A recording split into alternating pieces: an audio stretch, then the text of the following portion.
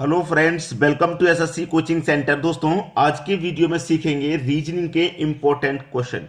Important का मतलब है कि वेरी वेरी इंपॉर्टेंट, जो परीक्षाओं में बार बार आते हैं। चलिए स्टार्ट करते हैं। यहाँ पे पहला क्वेश्चन है और एक ही तरह की आकृति दी गई है, लेकिन थोड़ा सा चेंज है। यहाँ बीच में कोई लाइन नहीं है, इसी तरह की आकृति में बीच में लाइन दे दी गई है। इसमें दो लाइन दे दी गई, यहां से लेके यहां तक और यहां से यहां तक। ठीक है, थोड़ा सा चेंज होता हुआ चल रहा है प्रश्न। सबसे पहले इसमें हमें पता करना है कितने त्रिभुज हैं इस तरीके की आकृति में।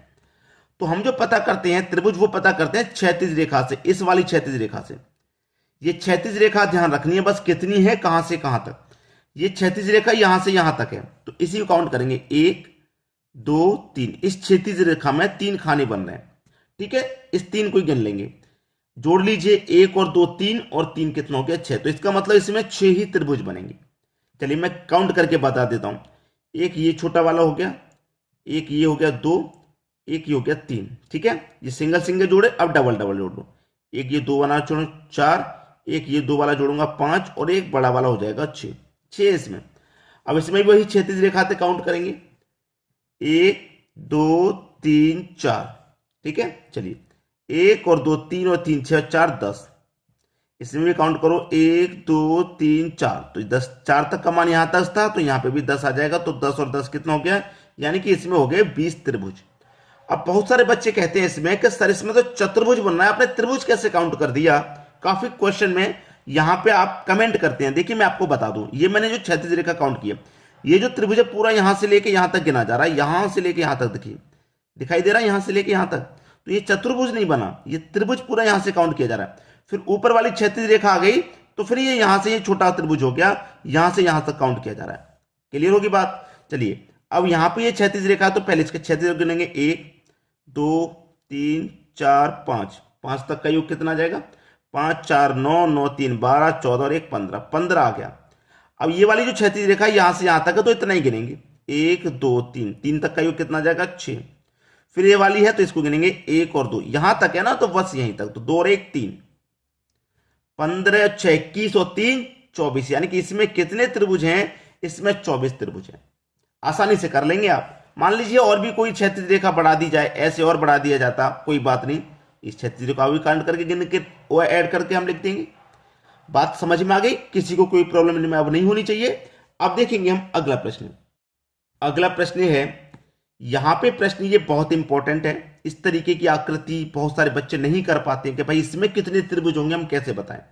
कैसे बताएं, तो मैं आपको एक तरीका बताता हूं इसमें गिनने का। देखिए एक तो ये वाला है, एक ये वाला हो गया, एक ये 2, एक ये 3। ठीक है, ये हो गया। एक गिनियो इधर साइड से, 1 2 और 3। ऐसे आ रहे 3, ऐसे आ रहे 3। लेकिन इसमें क्या है, इस कॉर्नर से यहां से देखिए चल रही है, इस कॉर्नर से चल रही है, लेकिन इस कॉर्नर से यहां पे कोई भी यहां पे नहीं चल रही लाइन। ऐसे चल रही है ना, तो जहां जहां चल रही है वहीं तक लिखेंगे। ऐसे चला 3, ऐसे चला 3। 3 3 का सिमेट्री है। जब 3 3 का सिमेट्री है तो करेंगे क्या, आपका 3 का सीधा सीधा क्यू कर दो। 3 का सीधा सीधा क्यू कर दो, तो आपका क्या बनेगा, 27। 27 त्रिभुज बनेंगे इसमें। ऐसे 3, ऐसे 3, 3 का क्यूब, ऐसे 4, ऐसे 4, 4 का क्यूब, ऐसे 5, ऐसे 5, 5 का क्यूब। यानी कि और बढ़ता जाएगा ये त्रिभुज। ऐसे करके मान लीजिए 4 होगा, फिर ऐसे भी 4 आएगा, तो 4 का क्यूब। क्यू कर देना, आपको याद रखना, इधर से भी 4, इधर से भी 4 क्यूब, इधर से 2, इधर से 2, 2 का क्यूब, इधर से 5 और इधर से भी 5, तो 5 का क्यूब कर देना है। तो बात समझ में आ गई, करना क्या है इसमें। चलिए अब देखेंगे अगला प्रश्न। अगला प्रश्न है, देखिए अभी जो हम प्रश्न करके आ रहे हैं बिल्कुल वैसा ही प्रश्न है। ऐसे काउंट करिए, 1 2 3 4 5 6। ऐसे करेंगे 1 2 3 4 5 और 6। तो ये सिमेट्री कैसे बना, 6 और 6 का बना। 6 और 6 का बन रहा है, 6 और 6 का बनेगा तो 6 का क्यूब कर देंगे। और 6 का क्यूब होता कितना है, 6 का क्यूब होता है 216। ये हमारा आंसर है। विदाउट पेन और पेपर के भी आप इसे कर सकते हैं जब आपको मालूम हो जाए तो। और ये आकृतियां बार बार एग्जाम में आती हैं, मैं आपको बता रहा हूं बार बार, तो आप इसे नोट करें, ध्यान रखें हमेशा। अब देखेंगे अगला प्रश्न। अगला प्रश्न है, अब इस आकृति में कितने त्रिभुज बनेंगे ये आपको बताना है। इस आकृति में भाई कितने त्रिभुज बनेंगे, चलिए बता सकते हैं आप।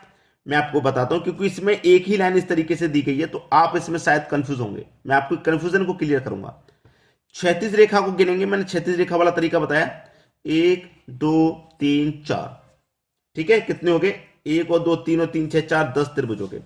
अब देखिए जैसे मैं यहां पे बना लाता हूं ये त्रिभुज आपको समझाने के लिए, ठीक है, ये बन गया, ठीक है, बिल्कुल ऐसा ही बनाएंगे, ये बन गया, ठीक है।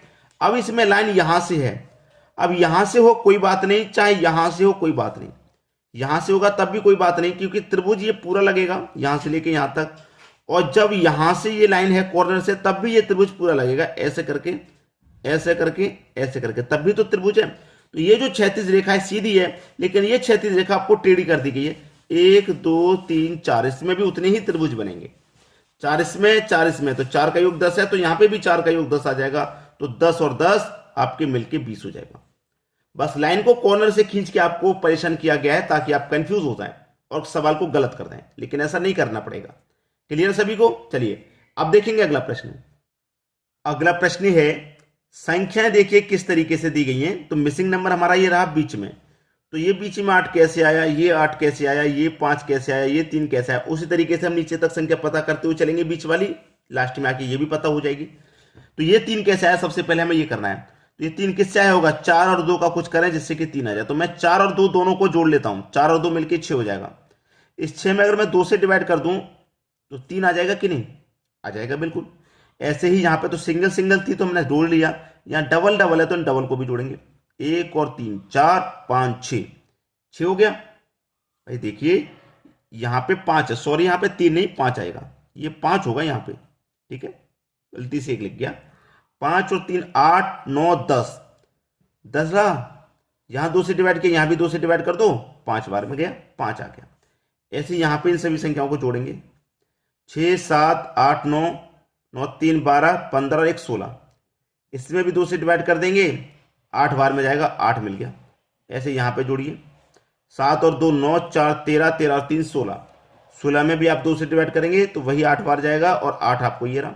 ऐसे इनको जोड़िए, 9 3 12, 12 में भी 2 से डिवाइड कर दीजिए, 6 बार में जाएगा, तो क्वेश्चन मार्क कीजिएगा, आपको क्या जाएगा, 6 आ जाएगा। आसान प्रश्न नहीं था, आसानी से मैंने बना दिया, पर आप कर नहीं पाते अगर मैं इस प्रश्न को होमवर्क के लिए दे देता तो, ठीक है।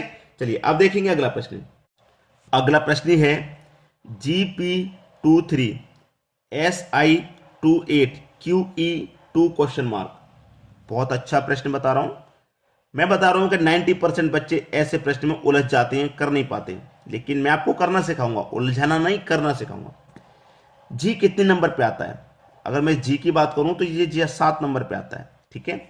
और पी की मैं बात करूं तो पी कितने नंबर पे आता है, पी की बात करेंगे तो पी 16 नंबर पे आता है, ठीक है।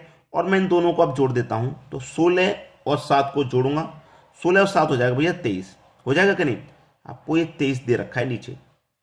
ऐसे ही मैं एस को जोड़ूं, एस 19 नंबर पे आएगा, भाई एस 19 पे आएगा, और आई कितने पे आएगा, एस 19 पे आ गया तो आई कितने पे आएगा, आई 9 पे आएगा। और दोनों को जोड़ लो, दोनों को जोड़ लेंगे, 19 और 9 28 हो जाएगा, ये आपको 28 दिया गया।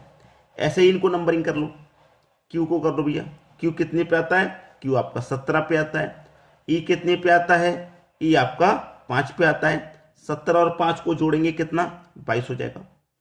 क्लियर, 22 जब हो जाएगा तो 22 में 1 2 तो यहां पे आ गया, इसका मतलब यहां पे भी 2 आएगा तभी तो 22 होगा, तो क्वेश्चन मार्क की जगह हमारा 2 आएगा यहां पे, ये हमारा सही जवाब हुआ। अब देखेंगे अगला प्रश्न। अगला प्रश्न है, आपके पास सर्कल है, सर्कल में संख्या दी गई है और ये रहा क्वेश्चन मार्क, यहां कौन सी संख्या आएगी वो बताना है आपको, ये वाली संख्या बतानी है। जब सर्कल होता है तो हम अधिकतर क्या करते हैं कि आमने सामने रिलेशन बनाते हैं, आमने सामने, जैसे 8 के सामने 16 है, 7 के सामने 17, 11 के सामने 13, ऐसे आमने सामने रिलेशन बनाते हैं। तो आमने सामने में बना के देखता हूं, चलिए। जैसे 11 के सामने 13 है, तो 11 को 13 को अगर मैं जोड़ दूंगा, जैसे 11 प्लस 13 को मैं जोड़ दूंगा तो 24 होगा, ठीक है। इन दोनों को मैं आमने सामने वाले को जोड़ दिया। अब इन आमने सामने वाले को जोड़ता हूं, जैसे कि 7 और 17 है, दोनों को अगर मैं जोड़ूंगा तो ये भी 24 हो जाएगा। और 8 और 16 को जोड़ता हूं, 8 प्लस 16 तो ये भी 24 हो जाएगा, यानी कि सभी का योग 24 आ रहा है। अब इन आमने सामने वाले को जोड़ूंगा तो 4 एक तरफ, तो 4 में कितना जोड़ूंगा, 24 होने के लिए 20 जोड़ूंगा तभी तो 24 होगा, तो इसका मतलब यहां पे आपका 20 आ जाएगा। क्वेश्चन मार्क की जगह पे 20 आना है, आपका आंसर आ गया 20 और 4 24। ठीक है, अब देखेंगे अगला प्रश्न। अगला प्रश्न है 6839517x4, यानी कि क्वेश्चन मार्क की जगह x लिखा हुआ है, इसी x का मान आपको फाइंड करना है। तो ये प्रश्न मैं आपको दूंगा होमवर्क के लिए, ठीक है, होमवर्क, ये आपका होमवर्क का प्रश्न है। आप इसका आंसर मुझे कमेंट करके बताइए क्या रहा है। आपको मैंने बहुत सारे लॉजिक बता रखे हैं, तो आप करके बता देंगे, मुझे पक्का यकीन है। जल्दी से कमेंट कीजिए अपना अपना आंसर। ठीक है दोस्तों, वीडियो देखने के लिए आपका बहुत बहुत धन्यवाद।